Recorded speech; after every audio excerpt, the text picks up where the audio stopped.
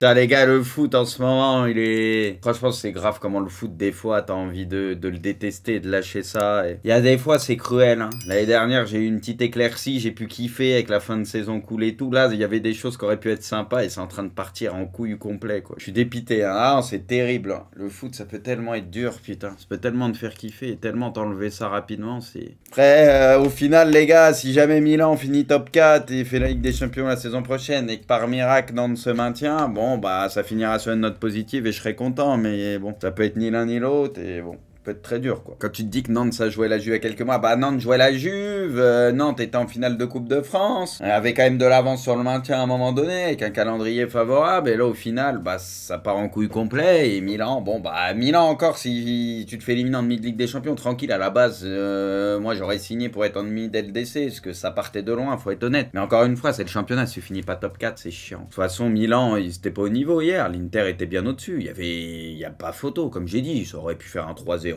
il y avait pas grand-chose à dire, hein. C'est grosse victoire collective de l'Inter, Milan, il était pas du tout. Les AO, de toute façon, manquent cruellement, parce qu'ils représentent, comme je vous le disais, 85% des offensives de l'AC Milan, ils changent tout, et chez l'adversaire et au Milan, parce que voilà, avec lui, tu sais que tu vas te créer des occasions, lui, il va percuter, du coup, ça oblige les autres à faire des prises à deux sur lui, et ça fait reculer aussi l'équipe adverse. Là, le truc, c'est qu'hier, quand tu vois l'équipe alignée, il y a personne qui est capable d'accélérer le jeu. Voilà, c'est trop facile à lire, parce que ça manque de créativité, et puis en plus, bah, comme je disais, moi, en fait, le truc où je suis le plus déçu, c'est qu'encore que tu perdes le match, mais je m'attendais à ce qu'il y ait un Milan au minimum costaud derrière, tu vois. Très solide derrière, comme ils l'ont montré contre Naples ces derniers temps. Et au moins, bah, peut-être t'aurais fait match nul, t'aurais perdu d'un but au pire des cas, et tu te disais, bon, retour de Léao la semaine prochaine, on sait jamais, tu vois. Le truc, c'est que là, c'est limite, t'en es à te dire, ouais, ils s'en sortent plutôt bien d'avoir perdu que 2-0. Ils auraient pu perdre plus. Puis oui, l'autre coup dur, c'est que t'as Benasser qui est pas là aussi. On l'a compris hier pour ceux qui découvraient l'AC Milan, tu vois, parce que bon, il y en a, je pense, vous les regardez très peu, logique, tu vois. Et tu le vois qu'il y a beaucoup de limites dans cette équipe, notamment offensivement. Le truc, c'est que bah, quand t'as pas Léao, t'es en galère, et au milieu de terrain, bah, quand t'as des joueurs clés comme Benasser qui vont pas être là, ça change la donne. T'as un 11 qui peut être bien, même s'il y a un ou deux postes où tu peux faire mieux, t'as un 11 qui à la base peut être costaud. Mais quand tu as des blessés ou des absents, t'es dans la merde parce que bah, le banc, il est très limité, quoi. Monsteru, il dit Tomori, c'est vraiment nul. Il fait pas la même saison que la saison passée, Tomori, mais il a fait des bons matchs contre Naples et tout. Les gars, faut pas prendre en compte que le match d'hier. Des fois, si tu prends qu'un match, tout le monde passe à côté de leur match. Quand le Barça, ils ont mis une tôle au Real à un moment donné, tu vas pas dire, oh, le Real, il pue tous la merde. Et quand après, ils ont mis un score au Barça, oh, le Barça, il pue tous la merde. C'est un match, les gars. Ces derniers temps, défensivement et tout, ils étaient forts. Moi, comme j'ai dit, j'ai l'impression qu'ils ont pas su s'adapter au système de l'Inter. C'est pour ça que l'Inter, avec leur défense à 3 et tout, pourtant, ils le savent, ça. Je me doute qu'ils ont bien préparé le match, ils ont bien fait les choses, mais en tout cas, ils ont été pris devant le fait accompli. Ils n'ont pas su s'ajuster, c'est pour ça que, comme je disais tout à l'heure, t'avais vraiment l'impression que l'Inter avait un joueur supplémentaire. T'as l'impression qu'ils jouaient à 12, l'Inter. Du coup, ils avaient tellement d'espace, et c'est pour ça que, bah, Dzeko, tout ça, ils ont pu se régaler, même Lautaro, le milieu, ils se sont amusés, les trois au milieu de l'Inter. Voilà, parce que c'était trop facile, trop d'espace, ils étaient trop dans leur confort. L'Inter a fait un très bon match très sérieux, mais c'était facile pour eux, entre guillemets, parce que Milan était incapable de leur poser des problèmes et voilà, de les faire douter, quoi. Ouais, Çalhanoğlu, Barella et Mkhitaryan, les trois, pour moi, il n'y a rien à dire, tu vois. De toute façon, il y a du ballon, hein. C'est un milieu très technique et ils ont fait le taf, quoi. Ils ont été très bons, puis les deux devant ont été très bons, derrière Bastoni, Acerbi, tout ça, ça a fait le taf. Faut savoir dire les choses, hein. C'est pour ça que j'ai même pas de regrets sur ce match. Comme je l'ai dit, le seul petit regret que j'ai, c'est que c'est défensivement, parce que t'avais pas les hauts machin, ça on savait que ça allait être dur offensivement, c'est défensivement, ils sont passés à côté de leur match, au milieu aussi, c'est que ils ont pas su s'ajuster, ils ont pris l'eau trop vite, et du coup, bah, ils se sont mis en confiance Inter trop vite, avec un but, deux buts, Benasser qui sort, tu prends trop cher, mais ils ont pas su justement s'ajuster, quoi. Il y a pas eu d'ajustement, t'as l'impression, ils ont subi, même sur en deuxième mi-temps, ça va un peu mieux, oui, mais parce que l'Inter gère et parce qu'ils ont beaucoup pressé en première mi-temps. Et même comme ça, tu sentais que c'était eux qui étaient plus proches de mettre le troisième but. Moi, pour moi, c'est tactiquement que ça leur a posé le plus de problèmes. Si Milan avait joué avec une formation miroir hier, par exemple, et à un moment donné, ils avaient basculé avec une format à 3, tu vois, avec Thio, Kier, Tomori, par exemple, comme ils ont déjà joué cette saison, je pense que ça aurait été mieux. Ça aurait été mieux. Parce que pour moi, c'est vraiment tactiquement où ils étaient trop loin, en fait. Ils étaient trop loin des interistes à chaque fois. Ils trouvaient les décalages, les espaces facilement. Donc tu te fais ouvrir à ce niveau-là. Si Milan peut faire la remontada, les gars, ça va être dur. Hein. Pour moi, pour que ce soit possible, faudrait que Leao soit à 100% et qu'il soit ultra réaliste au retour. Et bah, qu'ils défendent bien, quoi. Ce qu'ils ont surtout pas fait là. Mais je me demande s'il faut pas tenter le coup à 3 derrière au retour. Faut qu'il y ait un ajustement tactique, en tout cas, tenter quelque chose. Parce que j'ai l'impression que s'ils repartent avec le 11 classique et tout, ça passera pas. Leao peut tout changer. Leao change tout à Milan, les gars. Je vous ai déjà fait toute proportion gardée et le Real est bien plus fort autour, les autres joueurs. Mais en fait, vous voyez l'importance qu'a Vini pour le Real. Bah, c'est la même chose, Leao pour le Milan. Toute proportion gardée, le Real est bien plus fort que l'AC Milan, etc.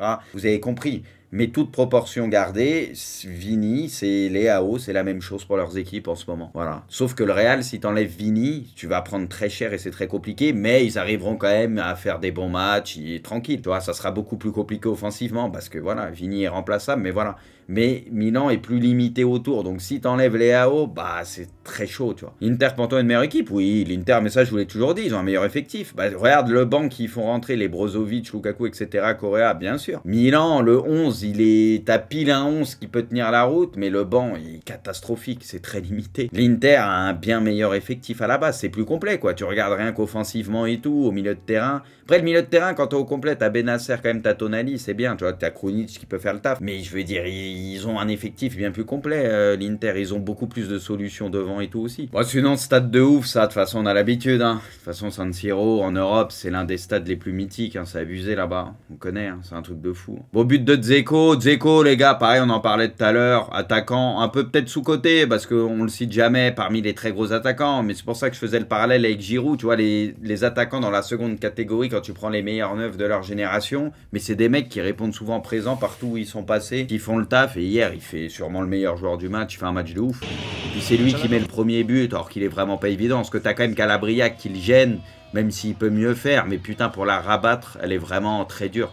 Tu vois, le toucher, là, franchement, c'est très fort. Bon, but de Mkhitaryan, voilà. Il y avait des boulevards, bon, ça en profite. Mkhitaryan, c'est ouf aussi, lui. Lui, il vieillit bien, mine de rien. Parce qu'à un moment donné, t'as l'impression que c'était un peu plus compliqué il y a quelques temps. Mais là, incroyable aussi, Mkhitaryan, sa carrière. Là, c'est pas possible, les boulevards. C'est pour ça que je vous dis, il y a une question de système et tout aussi. Ils ont pas su répondre à ça. Regardez, les boulevards, les joueurs tout seuls et tout, je sais pas.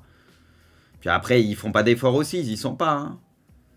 Ils y sont pas aussi, ça c'est clair. Hein. Ils se font avoir, mais tellement bêtement aussi. Penalty pour l'Inter. Au final, les gars, pour moi, bon, vous allez peut-être me dire que je suis pas objectif, mais honnêtement, les gars, Lautaro, on sait très bien, ok, il y a le geste de Kier et tout, mais en fait, c'est pas ça qui le fait tomber ou quoi que ce soit. En fait, Lautaro, il cherche le péno parce qu'il fait son geste et tout, il joue bien le coup, mais il voit que le ballon va partir loin et tu sens qu'il veut jouer le péno, tu vois. Et surtout que tu vois Kier très vite, il retire après la main, tu sais, tu le vois, il le ceinture pas de ouf ou quoi, tu vois. Domination totale de l'Inter, ouais, après la deuxième mi-temps, ça a été un peu mieux pour Milan, mais bon. Il y a le poteau de Tonali, tu vois, avec un peu de réussite, ça aurait été miraculeux de te sortir avec un 1-2 de ce match, ça aurait été incroyable en vrai. Et Tonali, c'est peut-être, comme je disais aussi, le seul. Bon, Maignan, lui, il a fait ce qu'il a pu, il sort quelques arrêts, est-ce que tu peux en prendre d'autres, c'est rien à dire. Et Tonali, où voilà, moi je trouve c'est un des rares qui des fois essayait de remonter balle au pied, où il se passait des choses, tu vois, alors que c'est pas à lui à la base de le faire tout le temps, tu vois. C'est un des rares qui a su tirer son épingle du jeu dans un Milan qui était catastrophique, quoi. L'Inter remporte ce premier acte, rendez-vous dans 6 jours pour le match retour.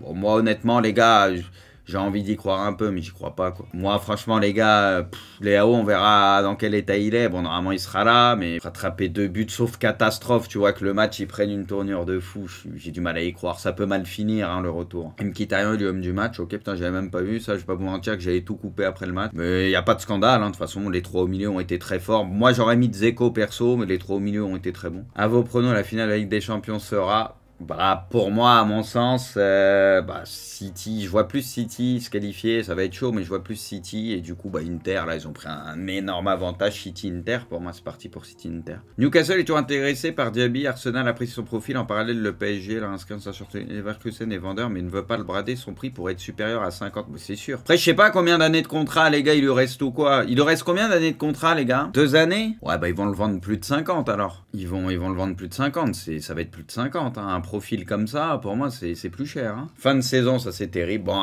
c'est heureusement, entre guillemets, qu'il reste pas 150 matchs, mais quand même, là, le sprint final, il est important. Barcelone aurait proposé un nouveau contrat de 5 ans à Dembélé. Moi, je pense qu'il prolongera. Enfin, je pense que Dembélé restera au Barça. Des représentants de Newcastle, United et Liverpool étaient présents lors de Nice-Rennes pour observer Todibo. Ok, son prix est estimé à 45 millions. Ok, bah, il va partir vite, hein. C'est sûr. Hein.